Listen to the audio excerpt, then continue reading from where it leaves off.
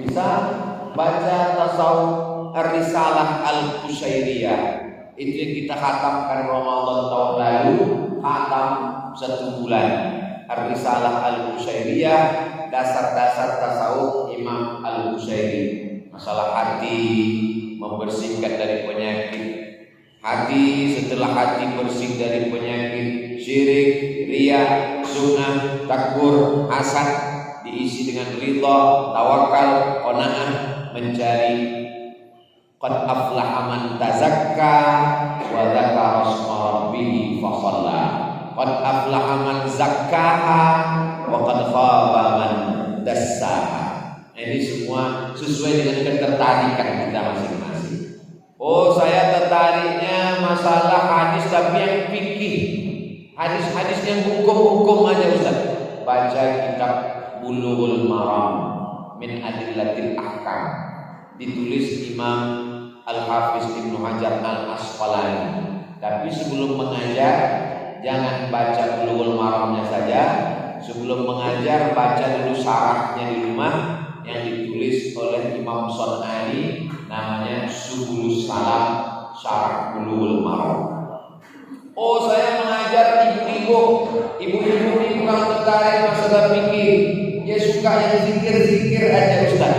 Baca bawa buku Al-Azkar. Al-Azkar ditulis oleh Imam An-Nawawi, imam besar dalam mazhab Syafi'i, meninggal tahun 676 Hijrah. Oh, saya nanti tertarik umum, ajaran Islam secara umum. Tapi isinya ada ayatnya, ada hadisnya, ada asarnya, ada pendapat ulama. Riyadhus Shalihin Imam Nawawi. Jadi saya tidak menggiring para sahabat-sahabat dakwah, ustadz, mubalik untuk ke satu jalan.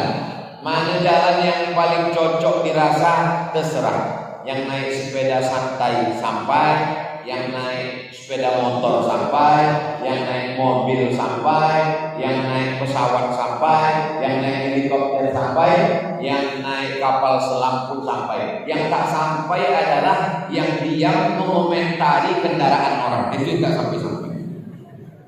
Jadi kalau tertarik hadis, silakan. Tertarik fikih, silakan. Tertarik masalah tasawuf, silakan. Kalau ambo lebih cocok rasanya menyampaikan sifat 20 Ustaz. Bagus, cari kitab yang bagus sifat 20 yang berbahasa Arab. Dulu di pondok waktu sanawiyah Al-Usulul Hamidiyah. Oh, lebih tinggi lagi dari Al-Usulul Hamidiyah, Ad-Dasuqi ala Ummil Barahin. Biasanya kurikulum pondok-pondok se-Indonesia hampir mirip-mirip, baik di Jawa maupun di Sumatera.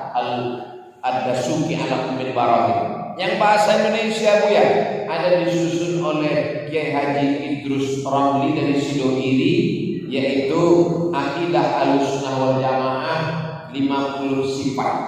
20 sifat wajib wujud qidam baqa, 20 sifat mustahil, 1 sifat jaiz. 4 sifat wajib sidik amanah tabligh fatonah, 4 sifat mustahil Nabi, 1 sifat jaiz. Jadi semuanya 48, 49, 50 sifat akidah Ahlussunnah wal Jamaah.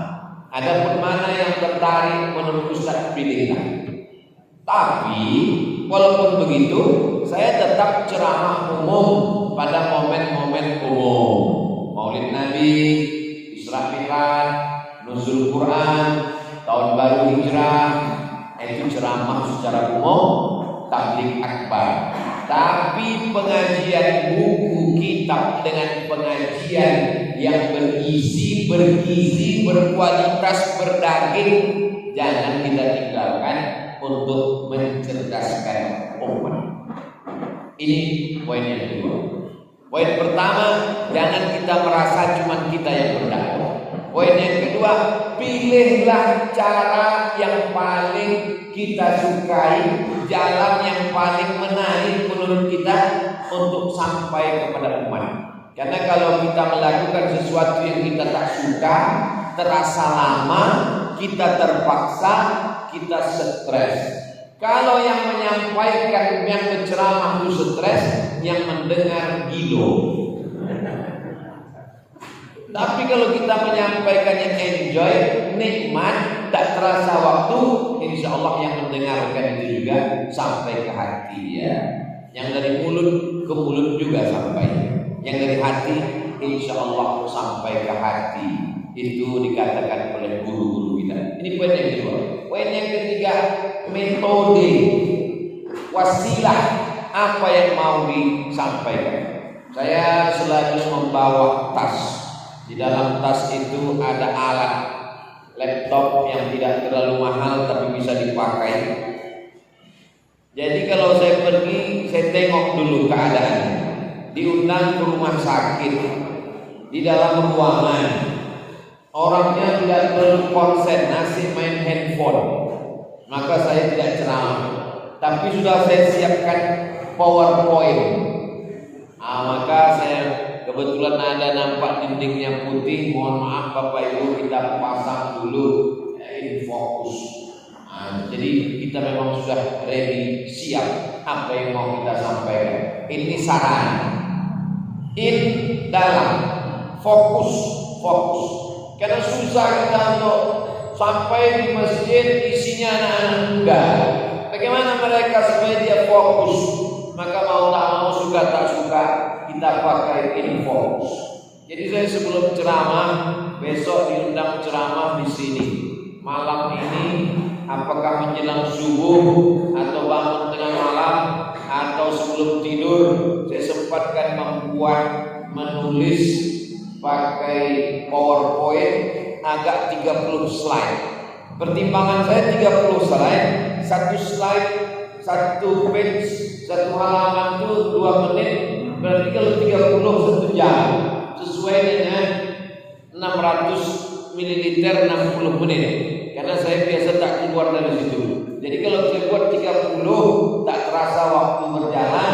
Satu halaman 2 menit, 30 60 menit, atau kurang daripada itu, dibuka nanti di ujung dialog. Tentu kita punya kreasi masing-masing cara membuat PowerPoint. Masuk ke SMP atau ke anak SD yang susah fokus, ini pakai infocus. Tapi kalau saya tengok pengajian bapak-bapak, pengajian ibu-ibu, pengajian umum, tak perlu pakai infocus, saya sampaikan. Ada masanya saya pakai meja, pakai kursi. Tapi ada masanya pergi pula saya ke tengah jamaah. Ada masanya berjalan-jalan di muka. Ini sesuai dengan kemampuan kita masing-masing, kenyamanan kita melihat jamaah. Apa yang kira-kira tujuan akhirnya, bagaimana orang khusyuk, bagaimana yang kita sampaikan ini masuk ke hati dia, ke pikiran dia, sehingga nanti efeknya adalah bertambah pengetahuan dia untuk mendalamkan ilmu agamanya, seperti yang dikatakan Allah, falaula nafara min kulli firqatin minhum ta'ifatun liyatafaqahu fiddin, supaya mereka tafaqahu, mendalami ilmu agama, bukan sekedar liyata'allamu, bukan sekedar belajar, tapi dalam agama, paham makna agama, mengerti pesan-pesan agama, sehingga dia menjadi baik di hadapan Allah. Kalau dia beramal, maka amal jariahnya mengalir sampai ke kita, insya Allah. Ini poin yang ketiga. Poin yang keempat, adalah selama orang masih mau berkumpul, sampaikanlah. Tak pernah saya memilih-milih ceramah. Jadi dulu jadwal saya ceramah dari mulai Masjid Agung, Masjid Raya, Masjid Islamic Center, surau, langgar, musola, semua saya isi. Jadi satu hari itu ceramah, pengajian subuh, pengajian duha, pengajian zuhur, pengajian asar, ibu-ibu wirid yasin, pengajian maghrib, pengajian isya. Kalau bulan Ramadan, pengajian i'tikaf lagi malam. Sampai banyaklah orang bertanya, apa Ustaz minum, apa yang Ustaz makan, apa zikirnya. Saya bilang tak ada. Sehatnya kena doa jamaah. Nanti kalau sakit Ustaz, sakit itu berarti istirahat. Sekarang ini baru agak dikurangi sedikit karena takut macam-macam maka dikurangi sehari cuma 3, pagi, subuh, kemudian kajian zuhur dengan kajian malam. Kalau dulu sampai 7 sampai 8. Nah ini nasihat dari sahabat-sahabat kawan-kawan. Selama orang masih mau mendengar, berkumpul dia sudah isilah. Sampaikanlah ayat-ayat Allah, sampaikanlah hadis-hadis Rasulullah. Karena ada masanya nanti kita mau menyampaikan, orang tak mau mendengar. Ada sampai masanya nanti kita siap, orang siap, rupanya roh sudah keluar dari jasad. Ada sampai masanya nanti orang siap, kita siap, izin tak keluar. Ada yang terjadi sekarang. Nah jadi saya insya Allah tak menyesal lagi, karena dulu itu sudah saya isi. Ada seorang sekda, sekretaris daerah, seminar di Jepang. Kebetulan di samping dia itu rektor Universitas Unhas, Universitas Hasanuddin. Jadi waktu dekat dengan rektor Unhas tadi di Jepang, bertanya-tanya lah mereka, Bapak dari mana? Saya dari Makassar. Bapak dari mana? Saya dari Riau. Oh, dari Riau ya? Iya. Kenal Ustaz Somad? Mau bilang kenal, tak pernah datang ke pengajiannya. Mau bilang tak kenal, malu. Bukan sekda provinsi, sekda kabupaten. Kabupaten tak boleh disebutkan. Ada 12 kabupaten di Riau. Balik dari Jepang, diundanglah saya ke kantor bupati. Begini saya cerita di Jepang, jumpa rektor Unhas. Malu saya menengok ceramah ustaz dari laptop dia. Saya mau undang ustaz ceramah di sini. Saya bilang saya ceramah di kota ini udah 4 tahun. Kenapa bapak tak datang? Kalau bapak mau kasih saya ceramah, kasih saya ceramah ke kampung-kampung, ke desa-desa yang tak pernah penceramah masuk ke situ. Kasih saya jadwal. Berapa hari Pak Ustaz? Seminggu. 1 hari berapa kali? 6 kali. Subuh, duha, zuhur, asar, maghrib, isya. Mereka susun 6 kali 7. Masuk, tak balik-balik selama seminggu. Lalu kemudian setelah itu ditanya sama Pak Wakil Bupati, bisa Buya mengisi 6 kali sehari? Kita tengok Pak Wabu. Kalau kebetulan bisa, alhamdulillah. Kalau tak bisa, kita ganti ustaz lain. Alhamdulillah, selesai. Sehat walafiat, semua berjalan lancar, niat dia baik. Jadi kalau orang sudah berkumpul, siapapun yang mengundang, datanglah. Walaupun surau nan ketek, walaupun pengajian ama-ama, walaupun pengajian murid MDA, tak usah pilih-pilih, datang saja. Kenapa? Karena kita tak tahu entah di mana barokah itu datang. Karena keberkahan itu bukan dari pendengar, bupati, wali kota, gubernur, sekda, kepala dinas, kepala badan, kepala kantor. Mungkin dari pengajian ibu-ibu yang ikhlas. Di situ datang keberkahan. Makanya kalau kita makan, bukan di lauknya yang berkah, tapi di suapan terakhirnya juga senang. Mungkin dari limah-limah, nasi-nasi kecil yang jatuh itu datang keberkahan.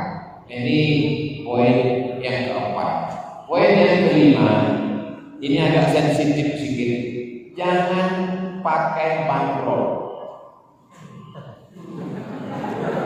Mungkin sebagian ustaz tidak setuju dengan saya, dan saya tidak memaksakan. Ini ijtihad saya. Jadi sampai ini kalau ada orang menelpon, Assalamualaikum, waalaikumsalam, mengundang Ustaz Somad itu berapa ya honornya? Undanglah sebelum aku pakai bandrol.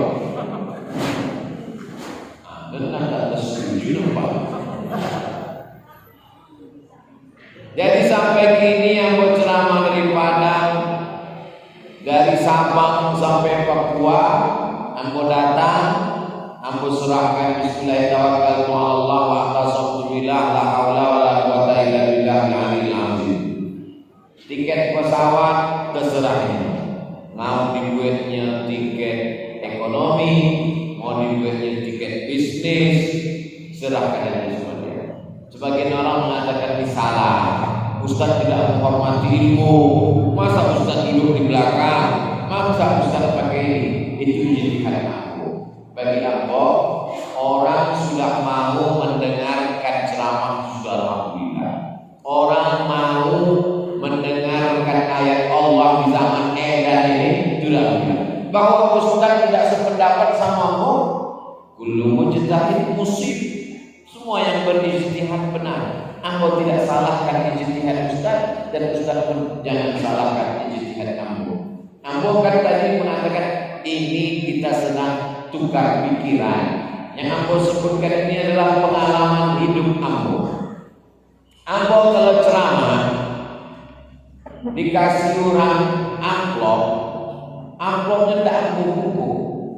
Ambo biarkan sampai banyak. Supaya apa? Supaya kalau mau datang ke surau, ke musola, ke kantor itu samu bunyi ceramah.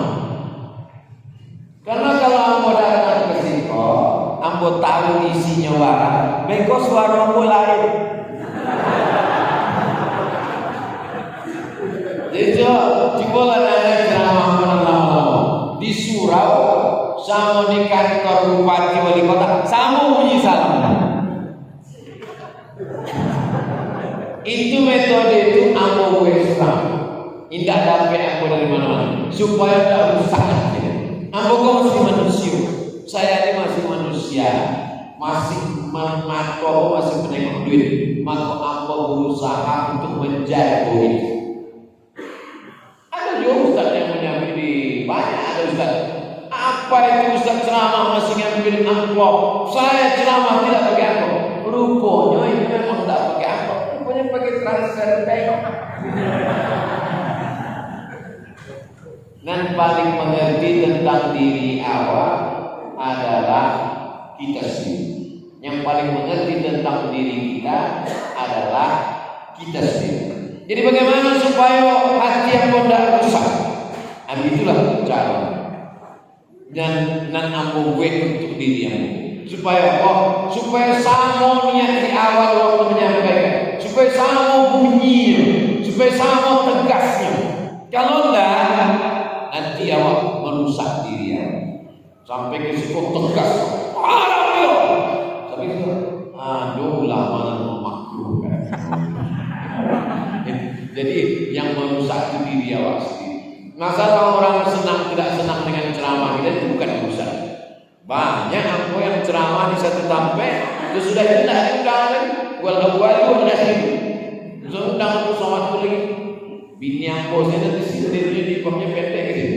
Padahal tak ada itu. Kita sampaikan saja. Sampaikan saja. Masalah menilai wa qul berbuatlah. Fasayarallahu amalakum. Allah yang menengok, wa rasuluhu, Rasulullah yang akan menilai. Sebab isi ceramah awal dibawakan malaikat ke Rasul. Tafsir tentang wa qul beramallah kamu. Fasayarallahu amalakum. Allah menengok. Allah mencari amal ceramah awal itu.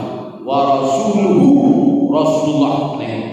Baca Rasulullah mencari ceramah awal. Isi ceramah awal dibawakan malaikat ke wal mu'minun, tiga yang menilai Allah, Rasulullah, mu'minun, orang beriman. Siapa orang beriman yang mencari isi ceramah awak? Apa awak, amah awak, datuk awak, dan lah mati ditunjukkannya isi ceramah awak itu ke kubur, ke makamnya, maka bangga yang punya anak, punya cucu, punya mana itu bentuk awak. Jadi awak berceramah tidak hanya merasa sedang dilihat oleh jamaah, tapi dilihat oleh Rasulullah, dilihat oleh datuk nenek awak, dilihat oleh apa ama awak. Maka saat menyampaikan itu awak serius. Menyampaikan itu maksud serius itu bukan ada galaknya. Serius itu maksudnya bahwa awak jujur terhadap diri awak. Itu poin nangka kabar. Poin yang kanan, jangan membangkit masalah khilafiyah. Ambo kalau berbicara lamsur rajul lil mar'ah yang qudul wudu, laki-laki dengan padusi bersentuhan kulit membatalkan wudu. Satu, menurut mazhab Hanafi tidak batal, karena makna aula mastumun nisa bukan bersentuh kulit, tapi artinya jima. Kalau berjima, maaf cakap, baru batal. Kalau sekedar kulit tak batal. Menurut mazhab Maliki, aula mastumun nisa bersentuh kulit batal kalau bersyahwat. Kalau tak bersyahwat tidak batal. Menurut mazhab Syafi'i, aula mastumun nisa bersentuh kulit batal, tapi dengan mahram, ama, hadiah, kakak pedusi tidak batal. Menurut mazhab Zohiri, keluar dari mazhab yang empat, paling tua Hanafi, nomor 2 Maliki, nomor 3 Syafi'i, nomor 4 Hambali. Ada satu lagi mazhab namanya Daud Zohiri. Disebut Zohiri karena dia menengok Zohir saja. Zohir nas, aula mastumun nisa. Nisa, di situ disebut Zohirnya nisa. Asalkan padusi batal walaupun anak kandung. Asalkan padusi batal walaupun anak kandung. Tahu Zohir. Tapi menurut Ambo, setelah kita sebutkan Hanafi begini, Maliki begini, Syafi'i begini, Hambali begini, Zohir begini, tapi saya dalam pengamalan sehari-hari lebih condong kepada mazhab Syafi'i. Kenapa saya condong ke mazhab Syafi'i? Karena guru-guru saya bermazhab Syafi'i, pondok pesantren tempat saya belajar mazhab Syafi'i, dan saya tengok lebih tinggi kehati-hatiannya, sehingga ketika saya sudah merasa bersentuhan kulit batal, setelah itu saya berwudu, maka insya Allah terjaga hati saya. Habis saya berwudu, saya sholat, Allahu Akbar.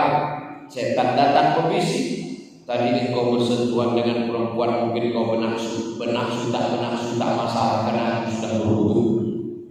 Maka saya amalkan yang lebih selamat di hati saya, tapi saya tak menyalahkan mazhab Maliki. Kenapa? Karena kalau saya salahkan mazhab Maliki, berarti tak berkahlah ilmu saya 2 tahun di Maroko. Karena selama 2 tahun di Maroko, guru-guru Ambo bermazhab Maliki. Jadi itu kita kaji masalah khilafiyah, tapi bukan dengan belah bambu. Belah bambu dipijak satu, dinaikkan satu, memecah belah umat. Oh, kata saudara kita yang dari Perti, Ambo condong ke mazhab Syafi'i, samuana kami Ustaz. Oh, kata saudara kita dari Muhammadiyah, kami pakai majelis tarjih, kami lebih condong ke mazhab Maliki. Kalau bernafsu baru batal, kalau tak bernafsu tak batal. Tapi Ustaz tak menyalahkannya tadi. Jadi kita berusaha untuk, tapi bukan berarti kita mazhab mencela-mencela, tak jelas. Jelas dalam pengamalan pribadi saya pakai mazhab ini, tapi guru-guru saya dan semua mazhab Hanafi, Maliki, Syafi'i, Hambali masih masuk dalam ahlus sunnah wal jamaah.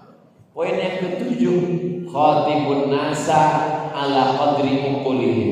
Berbicaralah kepada manusia menurut standar kemampuan akal mereka. Jangan bicara filsafat di depan masyarakat awam. Kenapa masyarakat itu mudah mengingat ceramah Abdul Somad? Ada peneliti yang membahas, membaca di kolom tulisan mereka di internet. Salah satunya adalah menggunakan bahasa yang sederhana. Bahasa kau itu bahasa-bahasa yang mudah dipahami orang. Banyak orang berbicara dengan penduduk bumi pakai bahasa langit. Ceramah di kampung. Pulang ke kampung dalam akulturasi, maka komunikasi kita mesti lebih komunikatif terhadap level lebih cinta. Jadi Nabi itu kalau Nabi bicara, pernah suatu kali Nabi menyampaikan hadis, laisa min birrin asyamu fim safar. Itu mimnya banyak. Laisa min birrin asyamu fim safar. Padahal bunyi hadis itu sebenarnya laisa minal birri asyamu fis safar. Tapi kenapa? Rupanya waktu itu Nabi berhadapan dengan orang suku Himyar. Maka dipakainya dialek bahasa Himyar untuk lebih mendekatkan hati. Maka Syekh Muhammad Mutawalli Asy'arawi, ahli tafsir Al-Azhar, dan di Azharnya lulusan bahasa Arab, tapi kalau ini ceramah, ini tidak pakai bahasa Arab fusha. Yang dipakainya bahasa Arab ammiyah sehari-hari. Ternyata apa? Untuk mendekatkan hati jamaah melalui bahasa. Jadi kalau ambo ceramah di bumi Minangkabau Waswawa, lalu kemudian di daerah transmigrasi di Riau bercampur-campur bahasa Jawa, apa sebenarnya yang Ustaz inginkan? Mendekatkan hati jamaah supaya kita merasa tak berjarak. Jangan sampai ada jarak di antara kita yang begitu jauh. Bukan makna jarak itu jarak ini, tapi jarak hati dan penggunaan bahasa. Kalau aku ceramah, ada anak-anak kete dikajanya. Ustaz, aku penasaran. Mana anak-anak kete kok kenal dengan aku? Padahal dulu aku kete tidak kenal dengan Ustaz. Jangan aku kan, aku ingin lagi masuk aku kete. Kan surasnya kete itu tak ada. Aku suka kau Ustaz. Kok anak-anak kete itu? Aku tanya ke dosen psikologi, dokter psikologi. Bu, dosen, iya. Mana anak-anak kete itu mengajak-ngajakmu macam kenal lama dengan aku? Saya selalu ikuti ceramah Ustaz. Ustaz menyebutkan tokoh-tokoh mereka dalam ceramah Ustaz, dan Ustaz pakai bahasanya simple, sederhana bahasanya. Oh iya, betul. Aku sapi Upin Wonder Woman, Spiderman, Naruto. Jadi tokoh-tokoh yang mereka kenal familiar, Ustaz sebut sehingga mereka menganggap Ustaz adalah bagian dari mereka. Ustaz tidak asing bagi mereka. Oh, itu ternyata. Jadi banyak hal yang tidak kita pahami ternyata dianalisa oleh orang lain. Jadi ambo tidak mengajar menceramahi, ambo sedang bercerita tentang apa yang sedang ambo alami, apa yang sedang ambo lakukan.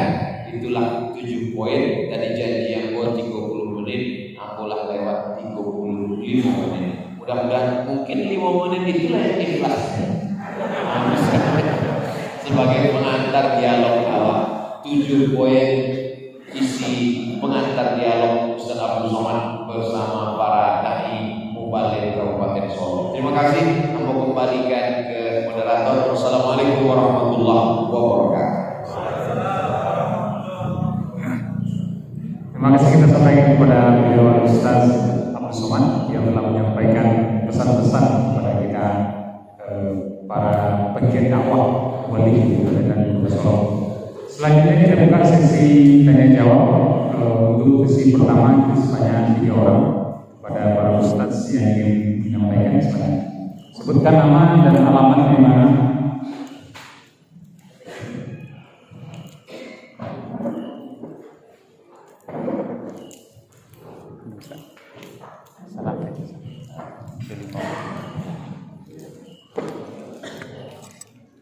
Bismillahirrahmanirrahim. Assalamualaikum warahmatullahi wabarakatuh. Salam. Ustaz Abdul Somad yang kami muliakan, terima kasih kepada panitia. Langsung saja Ustaz, dalam sebuah hadis yang diriwayatkan oleh Imam Tirmidzi, afdalul dzikri fa'lam annahu afdalul dzikri la ilaha illallah. Kemudian zikir yang paling utama itu adalah la ilaha illallah. Kemudian di dalam riwayat kita tidak menemukan Ustaz atau belum menemukan bahwa Nabi membiasakan melazimkan zikir la ilaha illallah itu sesudah sholat. Namun kita di Minangkabau Ustaz, sesudah sholat itu banyak ulama, banyak ustaz yang membiasakan berzikir dengan la ilaha illallah tersebut. Kemudian ada juga sebagian ulama yang mengatakan bahwa itu dibilang bid'ah Ustaz. Mohon penjelasannya Ustaz terhadap kebiasaan kita di Minangkabau ini terhadap zikir sesudah sholat tersebut. Syukran Ustaz. Assalamualaikum warahmatullahi wabarakatuh. Assalamualaikum warahmatullahi wabarakatuh. Yang kedua, Pak Ustaz, silakan Ustaz Roy. Tolong nih Pak Jan.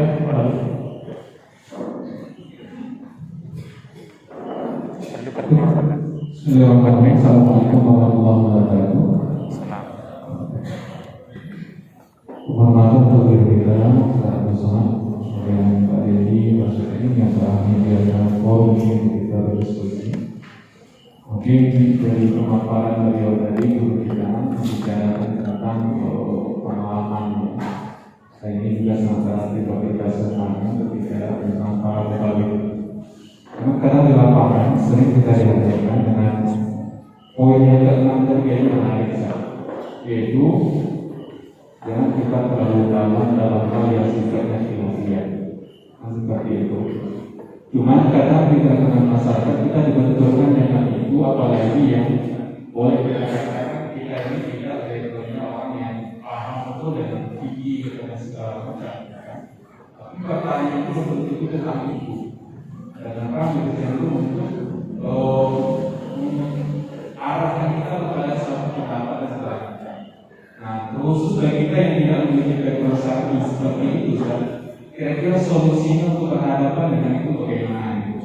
Karena di sisi lain ada yang namanya juga yang lebih getol untuk membinakan atau mengapa sehingga mereka punya frame seperti itu. Ketemu dengan kita dibandingkan kita tak punya kapasitas seperti itu, kita untuk solusi terbaik menghadapinya supaya kita nyaman dan yang mampu tidak terjadi secara bagaimana juga. Mungkin itu. Terima kasih. Assalamualaikum warahmatullahi wabarakatuh. Assalamualaikum. Terima kasih Ustaz. Satu lagi untuk sesi yang pertama ini silakan Ustaz.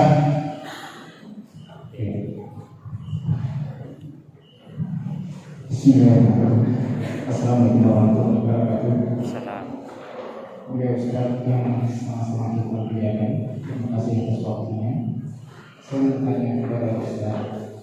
Saya menemukan di salah satu saudara kita. Saya menemukan di salah satu saudara kita Islam, di mana kita sebagai laki-laki diwajibkan untuk sholat berjamaah di masjid.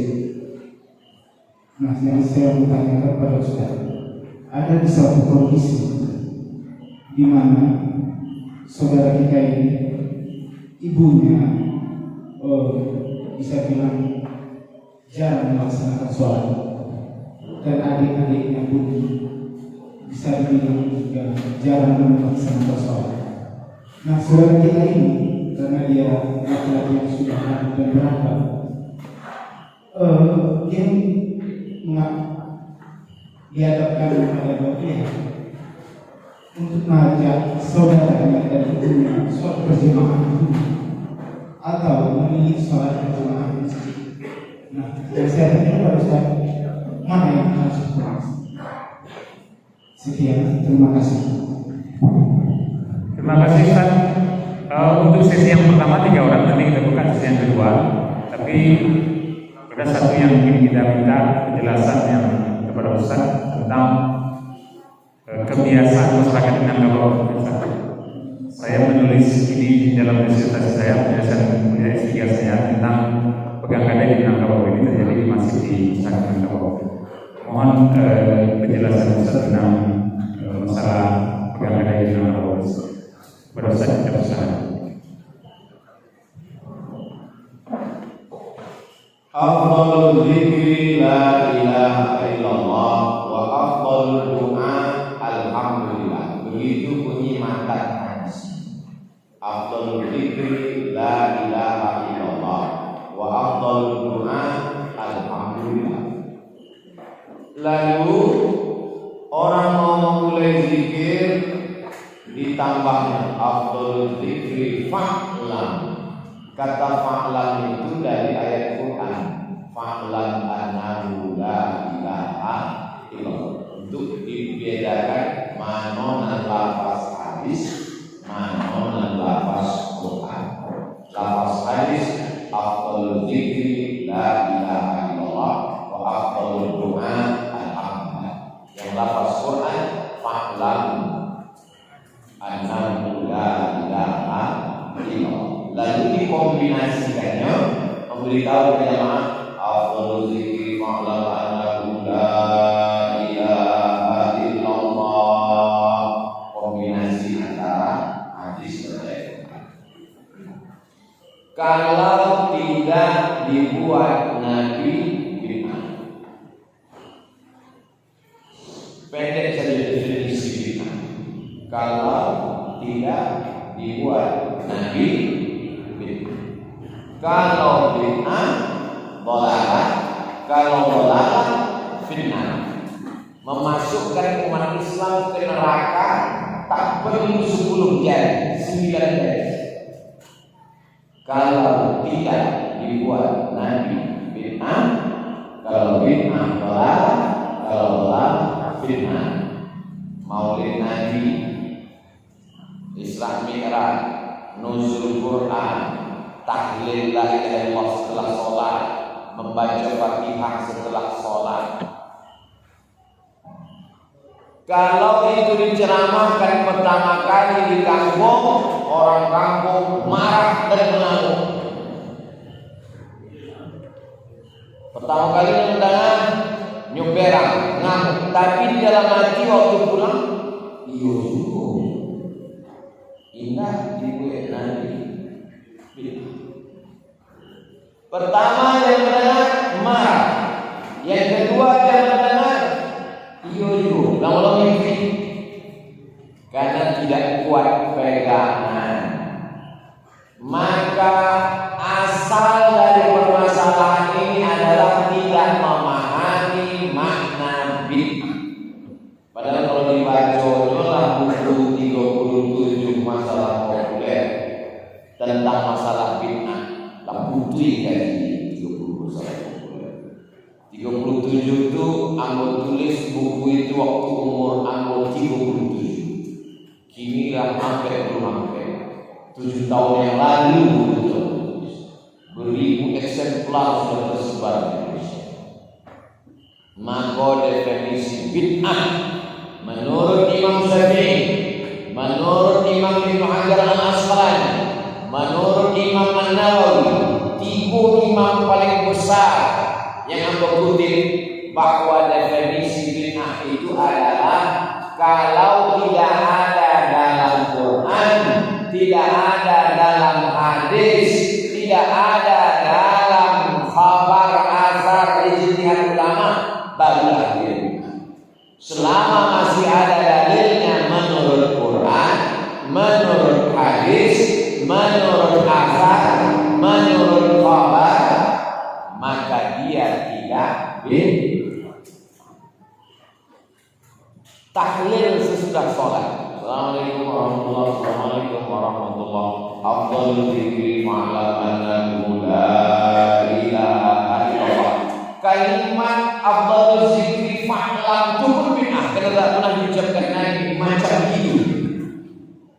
Tapi ada dalam hadis dan ada dalam Quran, maka tidak bid'ah. Menurut Imam Syafi'i, menurut Imam Nawawi, menurut Imam Ibnu Hajar Al-Asqalani, menurut Imam Jalaluddin Abdurrahman As-Suyuti, imam-imam besar dalam Ahlus Sunnah wal Jamaah. Maka pokok pangkal permasalahan ini dari definisi bid'ah.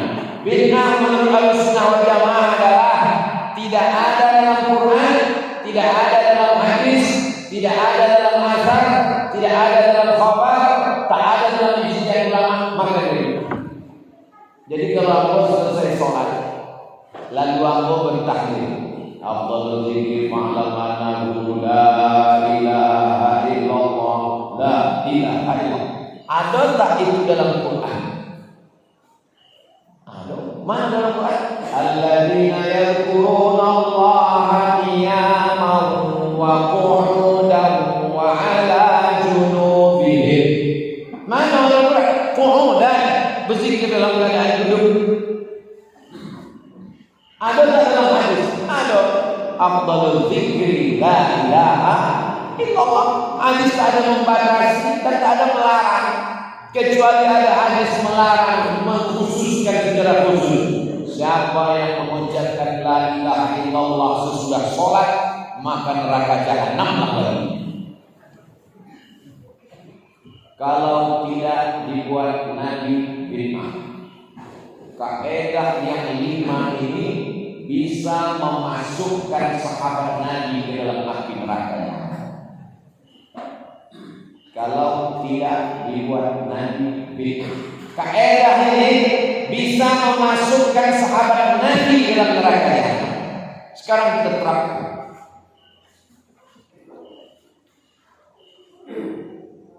Abu Hurairah sebelum tidur malam inya bertasbih 2000 kali tasbih. Al-Fa'uqdah 2000 tasbih. Diambilnya simpul tadi, disimpulnya 2000 simpul tadi. Sebelum tidur malam dia bertasbih 2000 kali simpul tasbih. Sekarang mau bertanya, pernahkah Nabi Muhammad mematok 2000 tasbih sebelum tidur malam? Jadi kalau begitu Abu Hurairah masuk neraka. Masuk neraka kalau dipakai kaidahnya. Kalau tidak dibuat Nabi bid'ah, Abu Hurairah masuk neraka. Ampun dulu sudah mau tulis buku ini. Sahabat Nabi, tabi'in, ulama yang masuk neraka gara-gara limo kayaknya. Hampir yang bertulis. Untung aku sibuk ceramah. Kalau nggak sibuk ceramah lah kedua betul. Abu Hurairah masuk neraka gara-gara limo kaidah. Kalau tidak dibuat Nabi. Nabi Muhammad punya anak namanya Fatimah. Fatimah punya anak namanya Husain. Husain punya anak namanya Ali. Supaya beda nama anaknya dengan datuknya Aliyo, cucunya Aliyo. Maka Ali dan cucu kau diberi gelar namanya Ali Zainal Abidin. Zainal artinya perhiasan, Abidin perhiasan ahli ibadah. Ali Zainal Abidin. Kenapa dia digelar perhiasan ahli ibadah? Karena sujudnya 1000 kali sehari. Ali Zainal Abidin masuk neraka karena Nabi tak pernah sujud 1000 kali sehari. Kalau tidak dibuat Nabi bid'ah. Kullu bid'ah dhalalah, kullu dhalalah bid'ah. Berapa orang masuk neraka? 2, Abu Hurairah sama Ali Zainal Abidin. Ada imam mazhab namanya Imam Ahmad bin Hanbal. Awak mengenalnya Imam Hanbali. Imam Hanbali punya anak namanya Abdullah. Abdullah itulah yang meriwayatkan hadis yang ada dalam kitab Musnad Ahmad bin Hanbal. Isinya 40.000 hadis. Ini Abdullah ditanya, Abdullah, yo, bapak angku sholatnya berapa rakaat sehari semalam? Salasa mi'ati rakaat. Salasa 3, mi'ah ratui. Salasa mi'ati rakaat, 300 rakaat. Imam Ahmad bin Hanbal sholatnya sehari semalam 300 rakaat. Sebelum masuk penjara gara-gara fitnah Mu'tazilah masalah khalqul Quran. Ini berpegang bahwa Quran itu tidak makhluk, Quran itu kalam Allah. Masuk penjara, disiksa di penjara, keluar dari penjara, sholatnya 150 rakaat. Adakah Nabi sholat 150 rakaat? Tidak. Kalau tidak dibuat Nabi bid'ah. Labaran orang masuk neraka gara-gara kaidah kok tipu. Awak tarik kan?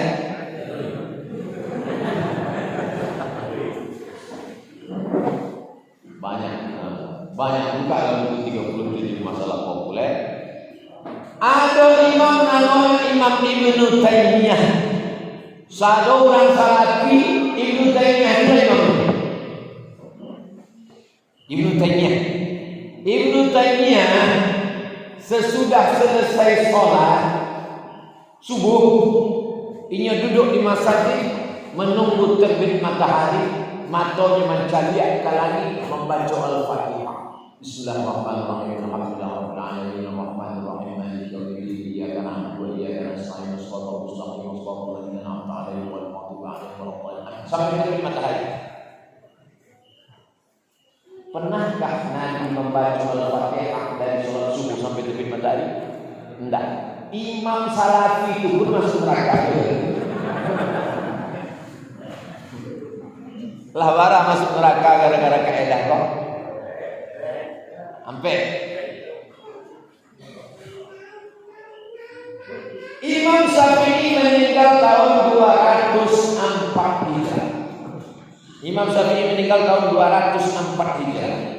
Imam Hambali meninggal tahun 241. Jarak Imam Syafi'i dengan Imam Hambali berapa? 37. Selama 37 tahun Imam Hambali berdoa, da'autu lis-Syafi'i fi salati. Aku doakan Syafi'i di dalam salat, bukan di luar salat, bukan sesudah salat. Di dalam salat aku doakan Syafi'i. Apa bunyi doanya? Rabbi firli wa li walidayya wa li Muhammad bil Idris asy-Syafi'i. 37 tahun. Pernahkah Nabi menambah doa di dalam salatnya? Lah barang masuk neraka.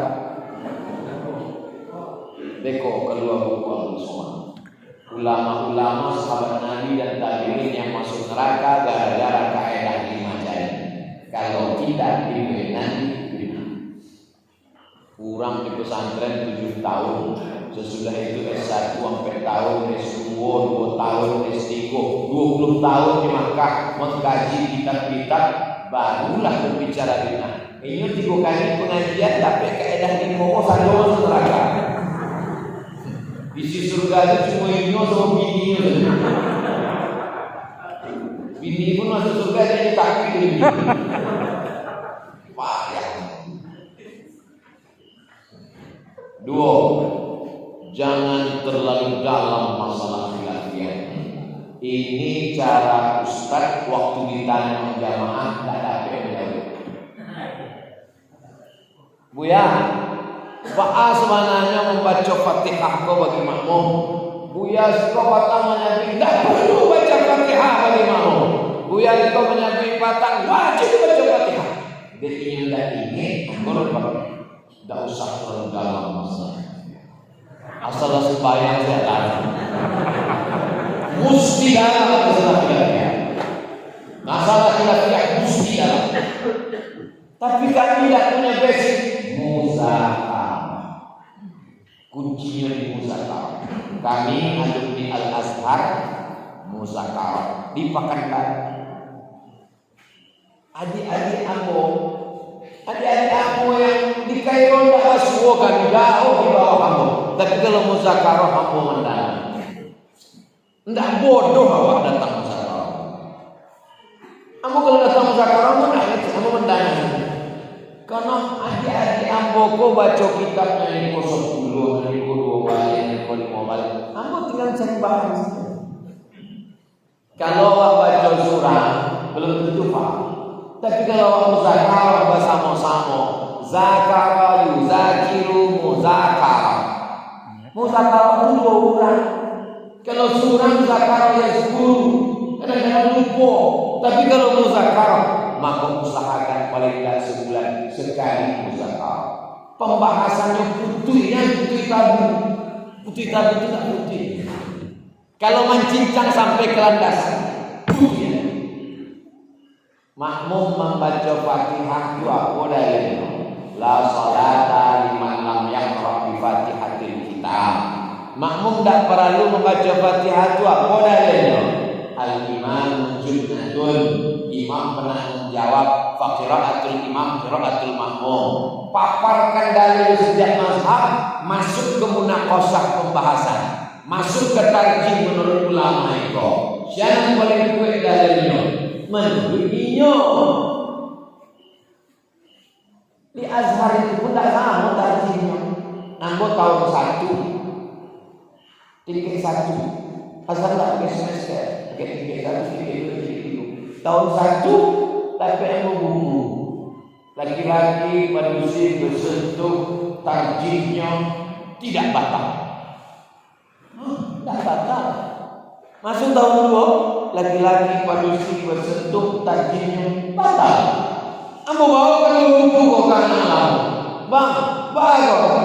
Ikon tahun 1 batal, tarjihnya tidak batal.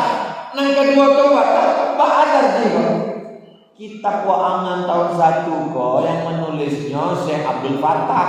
Syekh Abdul Fattah kok mazhabnya Hanafi, ditarjihkan Hanafi. Kitab Wa'angan tahun kedua kok ditulis oleh Syekh Raja'i. Syekh Raja'i kok mazhabnya Syafi'i, tarjihkannya mazhab Syafi'i. Tergantung siapa murajihnya. Jadi masalah fikih mesti tahu awak dalil, tapi tidak awak paksakan dalam pengamalan ambo mengamalkan itu. Maka hubungan ambo dengan Masjid Muhammadiyah tetap baik. Ambo menyampaikan tausiah di Masjid Muhammadiyah Jalan Paus 2 tahun, tapi tidak pernah sekali pun ambo jadi imam. Kenapa? Karena ambo faham makmum ambo bismillah tidak berbunyi. Bismillah ambo karet.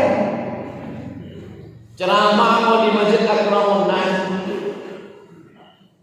bisa dihitung barangkali yang mau jadi imam subuh itu pula terpaksa banget. Nah, jadi masalah fikih kok mesti awak dalangkan. Ambo paham pemahaman awak tidak sama, tapi bisa teratasi dengan muzakarah. Rancak bana kalau dibuat muzakarah pagi Jumat jam-jam 8, jam 9 awak segar kumpul. Tentukan temanya. Awak buat grup WhatsApp. Tema pertemuan awal Jumat tanggal 9 pagi tentang masalah yang dibahas yang bermasalah saja. Yang tidak masalah tidak dibahas. Pembahasan kita tentang ikhlas. Bisa dibahas ikhlas. Masalah khilafiyah dibahas. Sistematis gue. Masalahnya iko pakai fokus, pakai whiteboard. Masalahnya iko, masalah Nabi iko, Hambali iko, Syafi'i iko, Maliki iko. Munah kosak iko mentarjikan iko dari rawi lebih kuat. Iko mentarjikan iko ternyata hadis iko tidak sampai ke inyo mentarjikan. Nanti waktu pengajian kau buat catatan mencerdaskan umat. Ustaznya cerdas, umatnya insya Allah cerdas.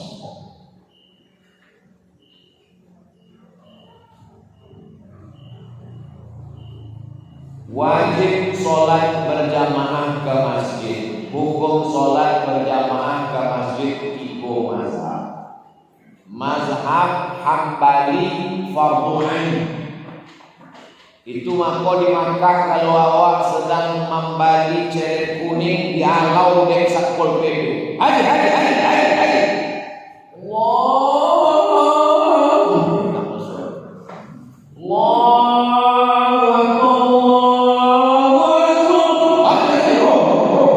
Karena Saudi Arabia pakai mazhab Hambali sejak 1924. Saudi Arabia pakai mazhab Hambali sejak 1924 ketika kekuasaan dipegang oleh King Abdul Aziz.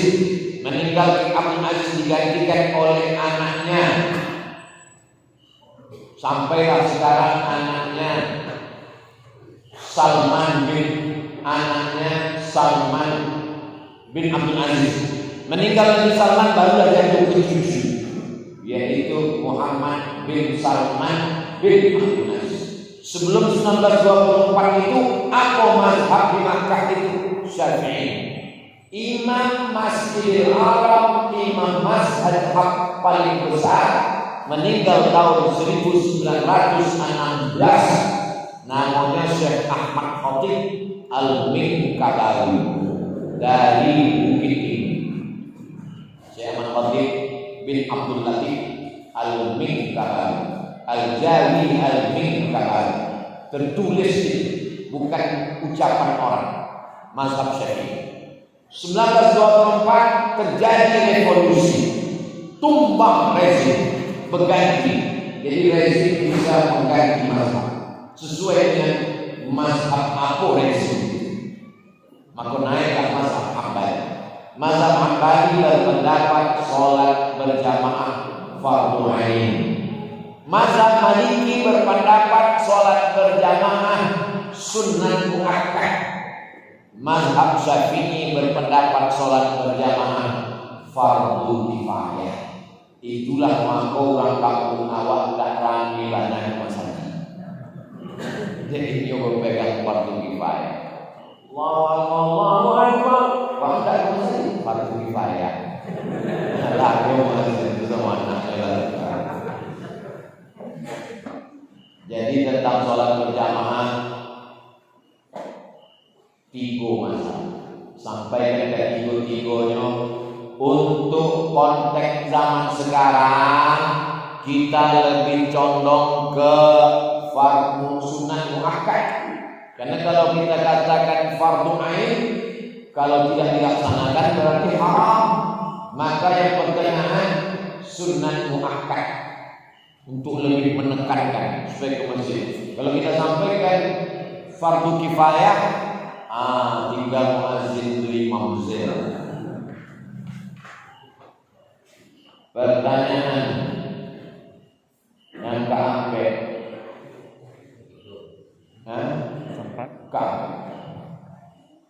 iko kebun kelapa. Ambo punya kebun kelapa. Ambo perlu piti, maka ambo pinjam ke dokter Dendi. Pak dokter, kan enggak tunjangan DPR itu.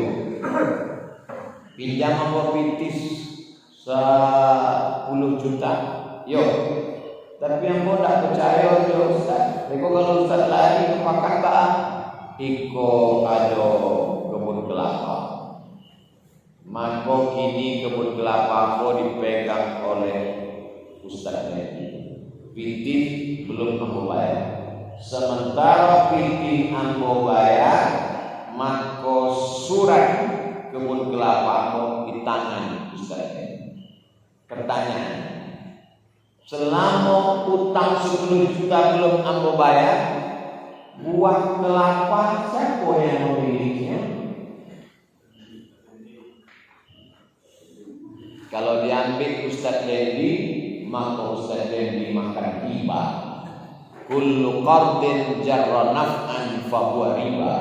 Setiap pinjaman yang mengambil manfaat, maka manfaatnya itu riba. Diambil Ustaz Dendi kelapa riba.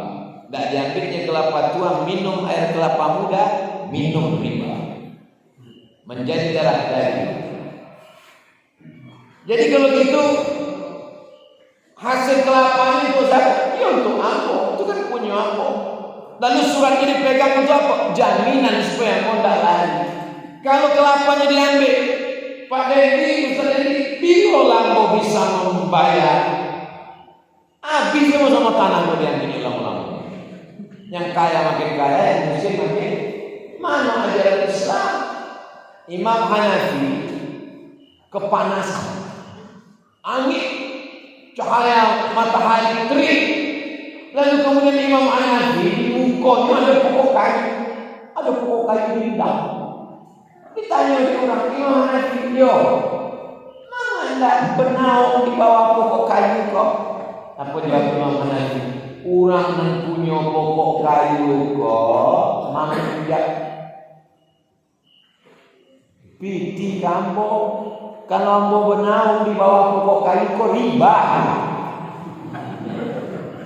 Nama kitabnya Ar-Risalah Al-Qushairiyah, halamannya 2000. Bukalah kitab Ar-Risalah Al-Qushairiyah, kitab tasawuf dalam pembahasan tentang menjaga diri dari yang haram.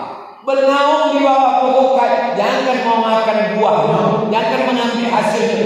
Bernaung di bawah pokok kayunya pun yang tidak mau menjaga diri. Itulah mau berkah ilmu. Mana kalam hati awak dimakan riba. Tapi memang baik. Kalau ceramahnya bisa dikaja orang pakai orang panjang. Dia terganggu ekonominya, terganggu. Ustaz Dendi ditulisnya dalam disertasi. Bagi mubalik kota Solo mudah saja, sampaikan saja. Kalau orang daerah ikut ceramah atau ikut disertasi mana?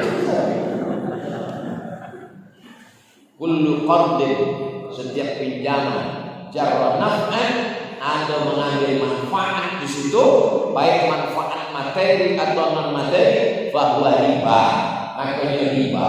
Awak selamatkan umat ikut dari makan riba, sebab bahaya riba. Pertama, alladzina ya'kuluna riba, orang yang makan riba, la yaqumuna illa kama yaqumul ladzi yatakhabbathu syaitanu minal mas, bangkit dari kubur seperti orang kerasukan setan. Kalau pernah awak mencari orang karena diganggu hantu setan, nah begitulah dia bangkit dari kubur nanti waktu di padang mahsyar. Nah kedua, ayyuma lahmin, setiap daging di badan, nabata min haramin, tumbuh dari hasil riba, fannar auladi, tempatnya api neraka jahanam. Dan ketiga,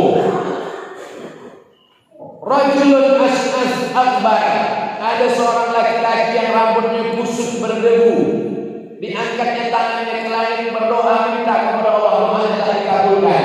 Kenapa doa tak dikabulkan? Mat'amuhu haram, gara-gara makan riba.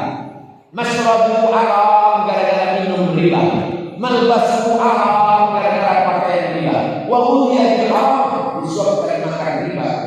Sampai nasiyatin kadihatin khati'ah, ubun-ubun kadihatin pembohong, khati'atin pelaku dosa. Kenapa yang melakukan dosa justru ubun-ubun?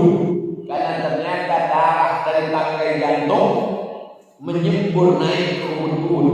Sepiring nasi, sepiring katumet gulai patu, sepiring kacang dari riba berubah menjadi setetes darah dari jantung naik ke otak, isi otak hitam gelap gara-gara makan riba. Nasiyatin kadibatin khati'ah. Selamatkan umat dari riba. Panik awak berceramah. Kalau dulu ada orang menyebut masuk kata telinga kanan, kedua telinga kiri, ikut tidak masuk sama sekali. Dari kanan tujuh kedua. Mantul gara-gara riba. Nah, jadi memang kalau ceramah awak masih disenangi orang, itu baru level saya. Tapi kalau orang sudah mulai berang, berarti buah durian mulai harum semua. Karena kalau buah durian orang mulai melempar mangga, itu tanda lah sukses. Kalau lah dihujani oleh, dibuli oleh buzzer, itu tanda tak lama mulai mati mati dalam dakwah itu jihad bisa. Puncak cita-cita awak adalah al-jihad asma amani, mati dalam la ilaha illallah Muhammadur Rasulullah. Sebab awak kalau duduk pun mati, berdakwah pun mati, di rumah menonton sinetron pun mati, berdakwah pun mati. Tinggal pilihan, mati menonton TV di rumah atau mati sedang berdakwah. Ambo lama tenang. Ustaz Tengku Zulkarnain itu tahun 98 sudah di Jakarta, jadi dai terkenal 98. Sudah masuk UNI 98, 2008 balik, 2021. Berarti 23 tahun menjadi ustaz terkenal. Pondok tahfiznya 2 dia. Jadi dalam, tapi tidak ambo sampai dalam hati ambo. Mana lah Pak? Kok makan biang tu aku? Rancai rumah ambo cucu kan? Sesudah meninggal ambo paham. Rupanya inyok ingin maju sahib. Tapi ambo fahamnya kita lambe. Barangkali yang memasuki semuanya di Jakarta, di Halim, menggantung biasanya megang koper.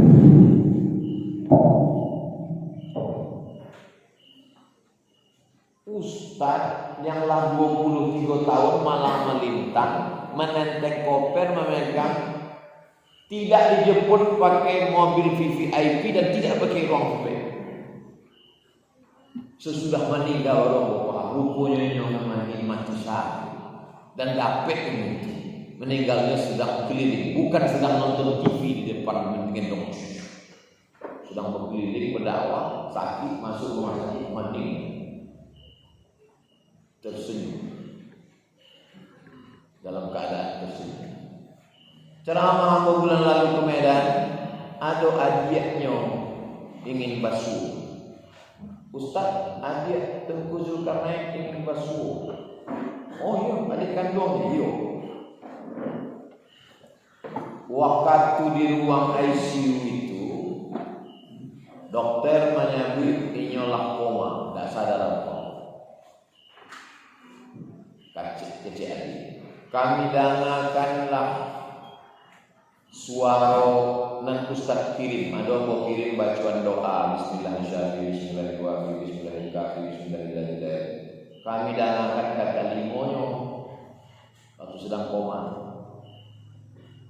Waktu kami dangakan ke telingonya, tiba-tiba tangannya mengangkat dan ini bertakbir Allahu Akbar. Disitulah aku paham bahwa kalau ada orang koma, awak jangan diam. Nampaknya saja koma, ini sekedar tidak bisa merespon, tapi sebenarnya yang mendana. Semakin bertambah keyakinan aku pada hadis Nabi, lakinu mautakum, talkinkan orang yang mau meninggal, kata limonya la ilaha illallah. Jadi banyak hal-hal yang bisa awak takut belakangnya, termasuklah dengan sahabat kami, guru kami, ustaz kita semua. Ternyata ini yang ingin mati dalam keadaan berdakwah. Memang dikajah banyak seperti itu. Mudah-mudahan kita tidak mati dalam keadaan menonton sinetron bersama cucu-cucu.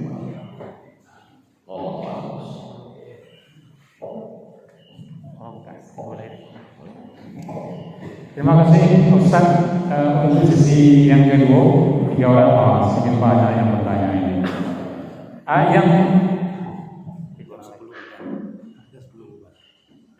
Oke. Itu lagi kata Pak Putra. Yang satu yang pertama yang Bapak Al Ustaz yang kopiah sirah. Silakan, yang kopiah sirah. Sirah lebih merah ya itu. Ayah itu. Bismillahirrahmanirrahim. Assalamualaikum warahmatullahi wabarakatuh. Assalamualaikum yang kami muliakan. Pertama kali terima kasih atas kejelasan ilmu yang telah saya berikan. Perkenalkan, nama saya Beni Asli, salah satu pengasuh dari Pondok Pesantren Darul Tauhid. Sekaligus dalam kesempatan ini saya berharap Ustaz bisa menginjakkan kaki di Darul Tauhid untuk mengambil berkah Ustaz. Ini yang pertama. Yang kedua, dalam bentuk pertanyaan. Tadi Ustaz telah memberikan beberapa metode dalam berdakwah. Salah satunya jangan berbicara tentang khilafiyah.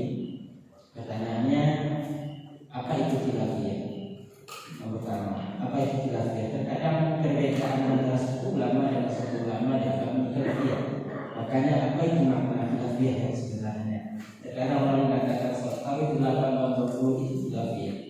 Jadi makna khilafiyah itu apa?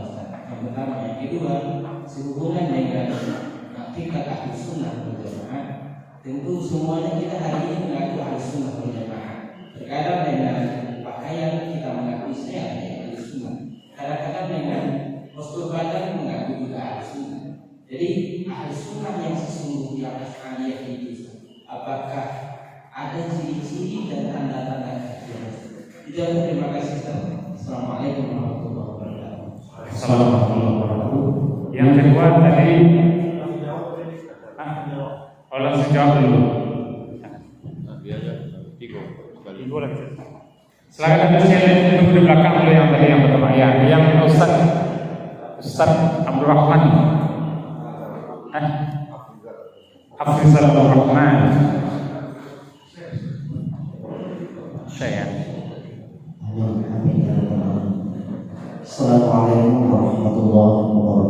Waalaikumsalam. Ustaz Abdul Somad yang sama-sama kita muliakan, mudah-mudahan beliau selalu dilindungi Allah Subhanahu wa Amin, Ta'ala. amin. Pertama Ustaz, saya berikan komentar mengenai sebelum kita masuk, melihat beberapa orang tokoh baik secara langsung ataupun tidak langsung, tapi yang lebih viral adalah langsung. Ada beberapa tokoh kita melihat di televisi, beliau mengatakan bahwa atas nama toleransi, sesungguhnya Islam dan Kristen itu adalah sama. Kedua, sesungguhnya ceramah di masjid, di gereja itu sama. Dan pertanyaannya adalah, sebenarnya apa sesungguhnya pengertian toleransi yang sesuai dengan paham Ahlus Sunnah wal Jamaah? Sehingga nanti jawaban kami para wali Kabupaten Sorong ini tidak keliru di lapangan. Pertanyaan yang kedua adalah, juga ini berdasarkan pengalaman di lapangan. Ketika itu kami bertemu dengan saudara-saudara kita jemaah tabligh. Maka ketika itu kami sampaikan, kami berbicara atas nama penyuluh agama. Salah satu kewajiban penyuluh agama itu netral sifatnya, menjelaskan yang benar itu adalah benar. Kami sampaikan bahwa alhamdulillah jamaah mendapat nikmat dari Allah, datang saudara-saudara kita dari jemaah tabligh. Tolong layani beliau dengan baik. Paginya datanglah beberapa orang dari saudara kita yang keluar itu. Ternyata Ustaz setelah Ustaz ceramah tadi malam, alhamdulillah Ustaz menyampaikan jamaah, tapi alhamdulillah kami diusir Ustaz.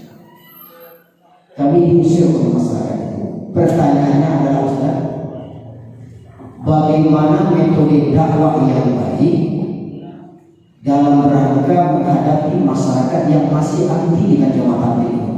Sebab jamaah tabligh ini dari sekian banyak firqah yang kita pelajari, salah satu metode dakwah itu keluar itu luar biasa, Ustaz. Kampung-kampung. Pertanyaan terakhir adalah, bagaimana caranya membedakan ulama masuk dengan tidak ulama masuk? Sebab hari ini kita bingung, Ustaz. Kita bingung mana yang ulama masuk itu dan mana yang tidak. Mohon maaf, ada bisik-bisik belakang Ustaz tanya anak pertanyaan sehat. Namun sehat tidak ada. Assalamualaikum warahmatullahi wabarakatuh. Terima kasih Ustaz. Terakhir, tanya. Silakan.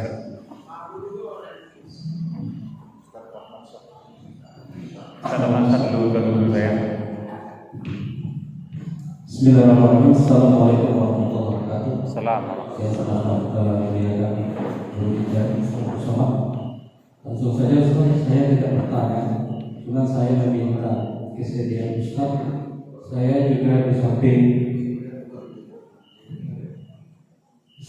pendiri yayasan, sudah 7 buah sekolah yang sendirian juga saya aktif menulis. Alhamdulillah buku ke-7 saya dari 2018 menulis. Sekarang yang ke-7 yaitu amalan para guruku. Ini amalan-amalan yang diamalkan oleh guru kita di kampung, dan itu turun-temurun hanya melalui mulut ke mulut. Jadi sekarang sudah saya tulis itu Ustaz. Jadi nanti kalau sudah finish mohon diberikan kata pengantarnya. Terima kasih Ustaz. Terima kasih. Assalamualaikum warahmatullahi wabarakatuh.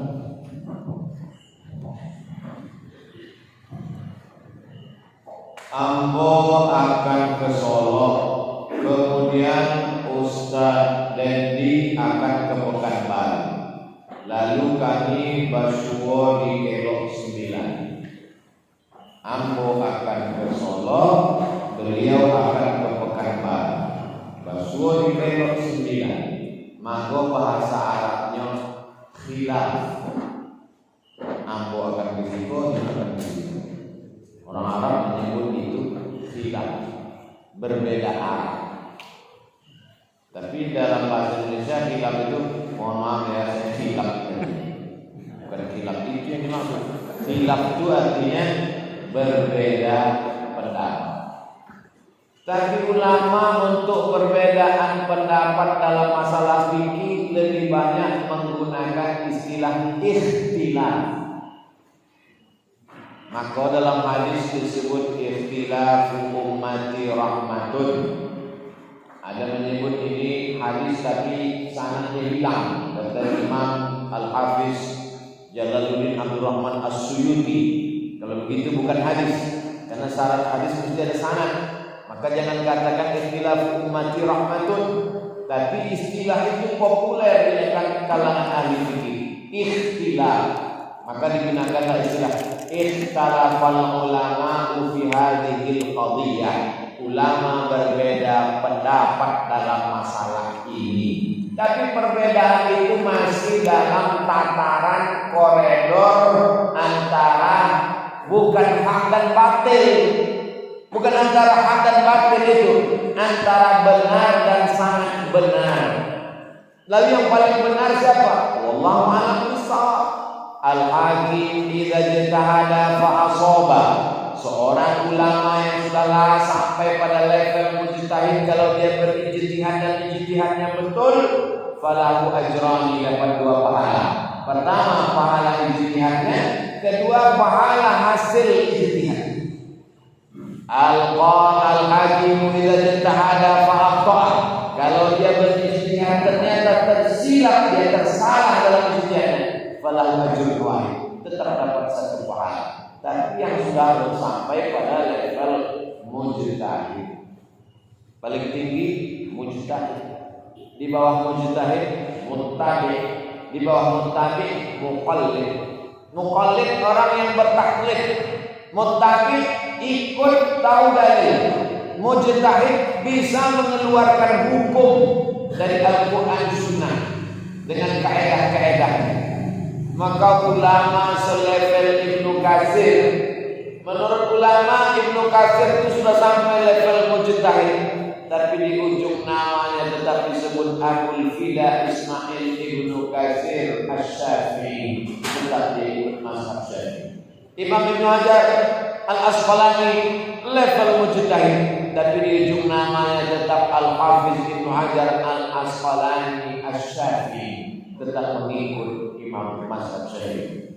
Imam Al-Hafiz Jalaluddin Abdul Rahman As-Suyuti, kitabnya 500, tetap di ujung namanya Jalaluddin Abdul Rahman As-Suyuti Asy-Syafi'i, tetap mengikut Imam Syafi'i.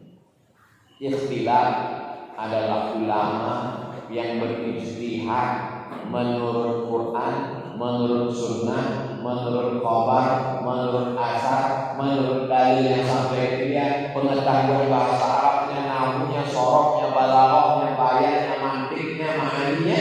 Setelah dia mengeluarkan hukum, di ujung tetap dia berkata, wallahu a'lam bishawab. Kita kalau imam mujtahid mengambil hukum dari Quran dan Sunnah, maka kita sebagai muttabi mengambil hukum para mujtahid itu.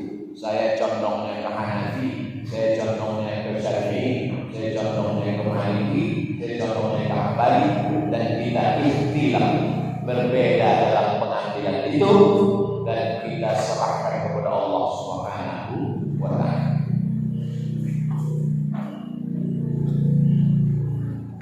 Siapa itu ahlu sunnah wal jamaah? Dalam masalah apa? Ada yang mengatakan bahwa kita berserah saja kepada takdir, macam wayang yang dipermainkan oleh dalang. Nama kelompok itu mazhab Jabriyah. Jabr artinya terpaksa. Aku sebetulnya tak mau berzina. Kenapa kau berzina? Aku terpaksa dengan takdir. Jabriyah. Lalu kemudian lawan daripada Jabriyah ini adalah kelompok yang mengatakan bahwa tak ada takdir ini. Rukun iman cuma 5. Antum minalillah wa malaikatihi wa kutubihi wa rusulihi wal yaumil akhir. Karena takdir ini nanti akan membuat orang berserah kepada takdir. Kelompok ini namanya Qadariyah, atau istilah lainnya adalah Mu'tazilah. Kontra dengan Jabariyah. Jabariyah berserah pada takdir, Qadariyah Mu'tazilah mengatakan tak ada takdir. Di mana ahlus sunnah? Ahlus sunnah berada di tengah. Takbir itu ada, tapi manusia ada ikhtiar, al-kasbu wal ikhtiar. Maka dia disebut dengan ahlus sunnah wal jamaah, Imam Abdul Hasan al-Asy'ari. Jadi kalau hari ini ada orang yang tidak pakai masker, tidak cuci tangan, kalau ditanya tidak jaga jarak, wah enggak protokol kesehatan, serahkan kepada Allah. Jangan dia. Jangan dia. Karena ini serahkan kepada Allah. Tapi kalau ada yang tetap protokol kesehatan, maka dia ahlu sunnah wal jamaah, karena ada al-kasbu wal ikhtiar. Ar-Rahmanu 'alal 'arsy istawa. Ala di atas, arsy singgasana, istawa bersemayam. Bagaimana Allah bersemayam? Kata Imam Malik, al-istiwa ma'lum wal kaifiyah majhulah. Bagaimana Allah bersemayam di atas arsy? Wallahu a'lam, majhulah, jahil, tak ada yang tahu. Wal imanu bil wajib, beriman tentang ayat istiwa ini wajib. Wa su'alu anhu bid'ah, bertanya tentang itu bid'ah. Karena dulu salaf tak pernah menanyakan itu ke Nabi. Mereka maka kelompok ini namanya tafwid, serahkan saja kepada Allah Subhanahu wa taala. Inilah ahlus sunnah, karena berpegang kepada sunnah. Dia tidak tanya-tanya, serahkan saja kepada Allah Subhanahu wa taala. Wallahu a'lam bishawab. Boleh tanya Ustaz? Boleh. Apa arti Allah bersemayam di atas arsy? Wallahu a'lam. Mazhab ini namanya tafwid, serahkan kepada Allah. Boleh tanya Ustaz? Boleh. Yadullah fawqa aydihim, tangan Allah di atas tangan mereka. Apa tangan Allah itu Ustaz? Wallahu a'lam. Serahkan. Ini tafwid ahli sunnah wal jamaah. Lalu kemudian muncullah kelompok mujassimah, tajassim, memfisikkan Allah. Makhluk itu terbagi dua. Makhluk terbagi dua. Satu namanya jisim, satu namanya arab. Jisim itu benda, air ini jisim. Arab itu sifat benda. Ini makhluk. Makhluk ini sifatnya dua. Pertama arab, yang kedua jisim. Jisim, air itu jisim. Warnanya merah, rasanya manis, arab.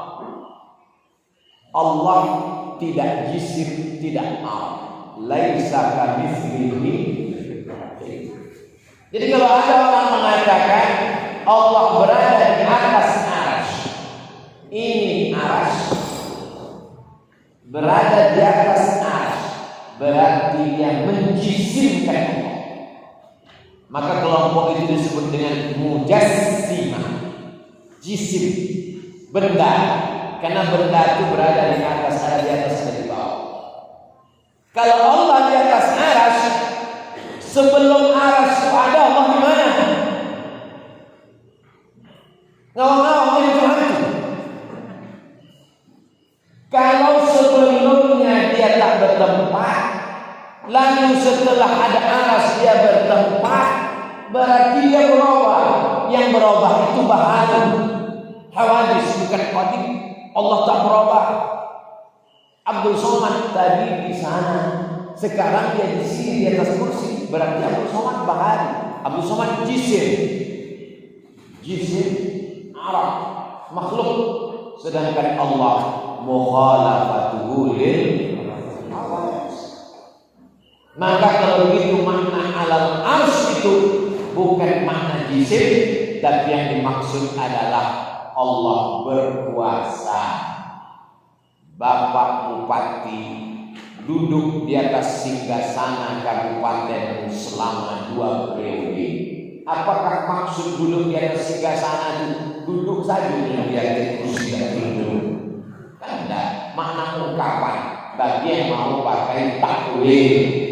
Tapi aslinya ahlu sunnah itu adalah tafwid, serahkan pada Allah. Tapi kalau ada orang ngotot, maka untuk membantah ngototnya itu dipakailah metode takwil.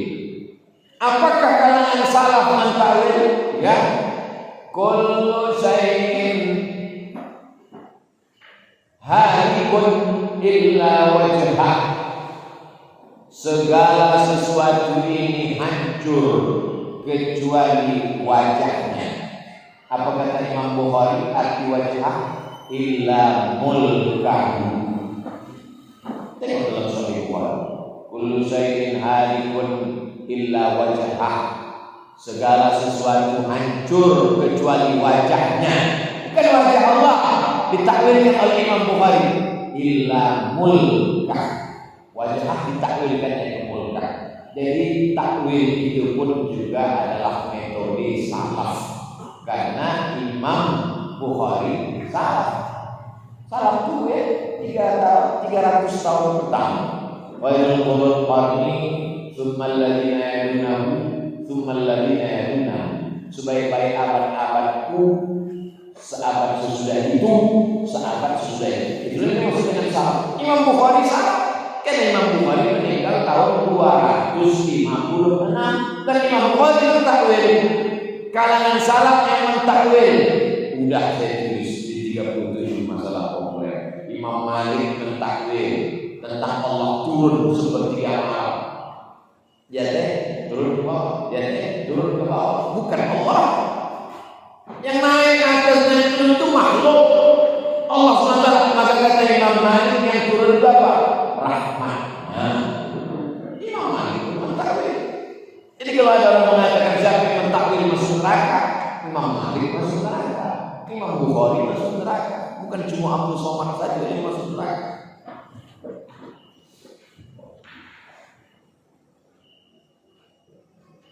Atas nama toleransi, Ustadz Dendi minum kopi, Ambo minum teh. Ambo tidak memaksain minum teh, mentang-mentang Ambo suka minum teh, dan Inyo tidak memaksa Ambo minum kopi karena Ambo tidak suka kopi. Itu namanya toleransi. Silakan Ustaz minum kopi, Ambo minum teh. Ambo tidak minum kopi. Ambo tidak paksa Ustaz minum teh Ambo, dan Ustaz jangan paksa Ambo minum kopi. Maka kami tidak memaksa, tapi tetap bisa bersama. Itu namanya toleransi. Tapi ketika Pak Dokter Dendi minum tuak dan Ambo minum teh, lalu kemudian Ambo diam menengok dia melakukan kemungkaran, itu bukan toleransi, itu toleransi. Karena dalam Islam diajarkan man ra'a minkum mungkaran falyughayyirhu biyadihi. Man ra'a minkum mungkaran falyughayyirhu biyadihi. Kalau kau tengok kemungkaran, jalan-jalan ini kau atau awak membuat kemungkaran, senyum je. Kubongan. Bukan toleransi. Adakah kemungkaran yang lebih mungkar daripada mengatakan wa qalatin nasara al-masih ibnullah laqad kafara alladziina qalu innallaha huwal masih ibnu maryam laqad kafara alladziina qalu innallaha salisu salasa wa ma qataluhu wa ma salabuhu walakin syubbiha lahum wa ma qataluhu yaqinan. Itulah kemungkaran atas kemungkaran, lebih mungkar daripada minum khamar, lebih mungkar daripada berjudi dan berzina, karena ini terkait dengan Allah Subhanahu wa ta'ala. Jemaah dikatakan Subhanahu wa ta'ala, Subhanahu wa ta'ala, lalu dikatakan yang menodai Allah Subhanahu wa ta'ala, dan kita diam. Kalau tak sanggup diam, dan diam itu adalah selemah-lemah iman. Tapi ikut, ini bukan toleransi. kalau di upload ramai itu. Pulang dari Solo ditangkap misalnya. Bagaimana menghadapi jamaah tabligh? Di India tidak bisa tabligh akbar ceramah karena mayoritasnya tidak Islam. Maka ulama-ulama ahli hadis India yang hebat-hebat itu berpikir, Maulana Ilyas, Maulana Zakaria Kandahlawi, cara yang paling efektif adalah mengetuk dari pintu ke pintu mengajak ke masjid. Yang mampu yang kaya pergi 3 hari dalam sebulan. Yang mampu yang kaya pergi sekian hari dalam setahun. Yang mampu yang kaya ekonominya bagus pergi khuruj 4 bulan seumur hidup.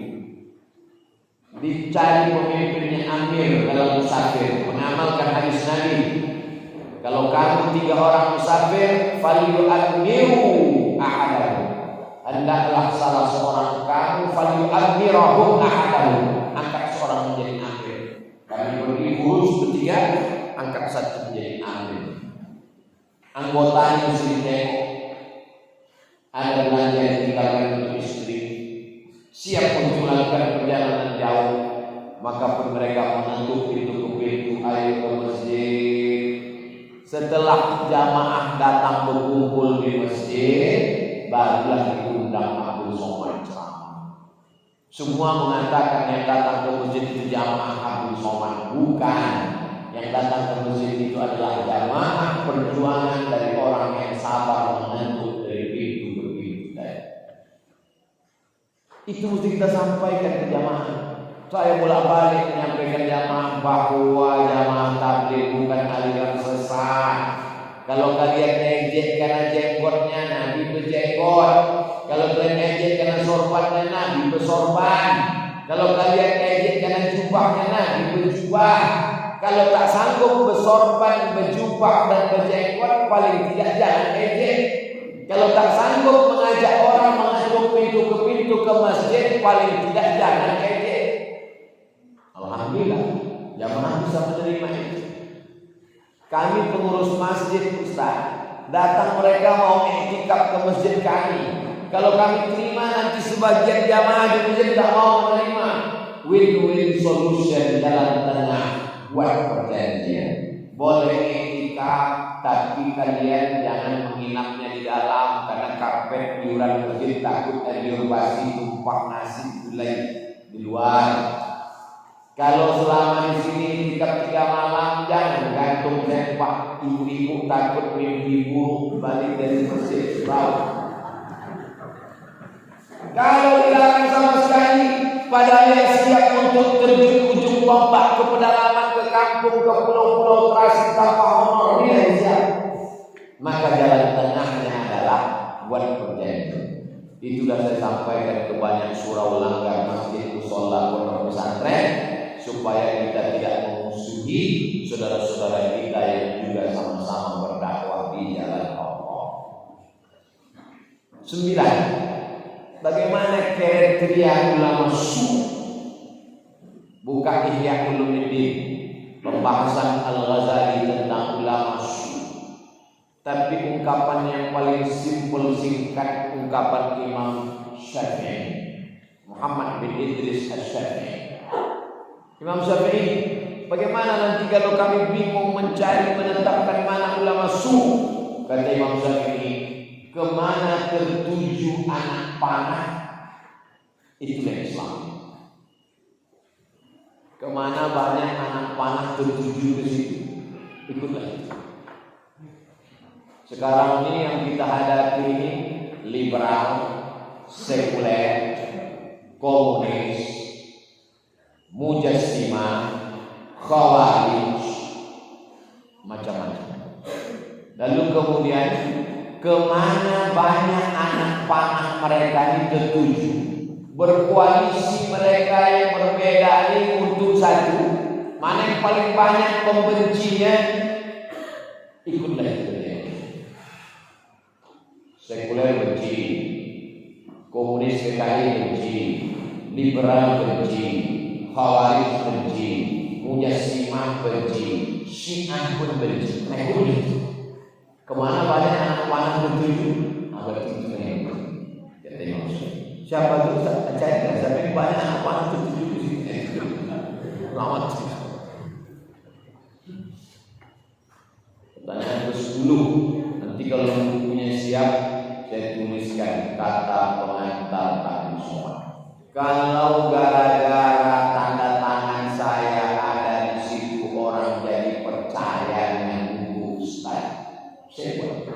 Tapi kalau gara-gara ada nama saya di situ justru buku itu tak dibeli orang.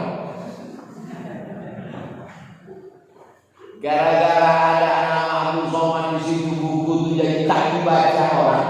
Baguslah cari ustaz yang aman, ustaz yang slow, ustaz yang disukai oleh Allah. Saya tidak mengatakan dia, tidak mengatakan menolak, tapi pikirkanlah baik-baik. Karena mencantumkan nama saya ini penuh dengan resiko. Banyak anak panah itu.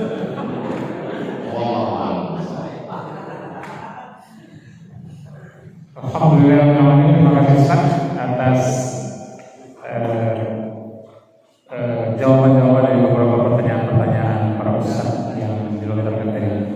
Sekiranya ini adalah akhir dari pertemuan kita dengan beliau.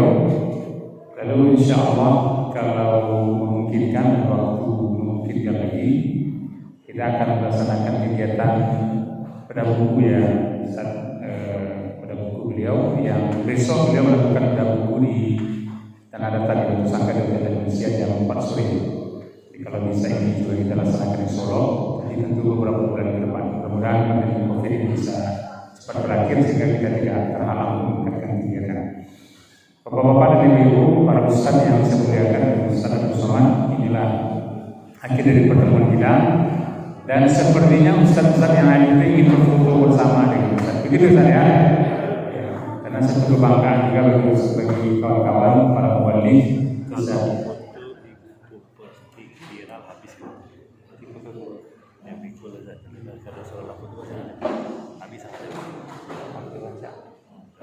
masalahnya minta ulang dulu dari salaman foto jadi bersalaman bukan beliau tidak mau, tapi ini protokol kesehatan ya, maksudnya bersalaman. Dan kalau berfoto mungkin habis waktu kan setengah jam kata Pak Putra, bagaimana apanya nanti, atau kita anggap saja kita sudah berfoto dengan beliau. Jadi untuk menghemat waktu dan hari sudah jam 10:15 menit, atau Ustaz berdiri di sini foto sama. Yang pertama ada permintaan dari aparat kita tidak memperbolehkan acara pada hari ini. Karena yang pertama kita sudah melewati batasan jam 10 lewat, dan terakhir mungkin bapak-bapak paham setuju karena panas kemana.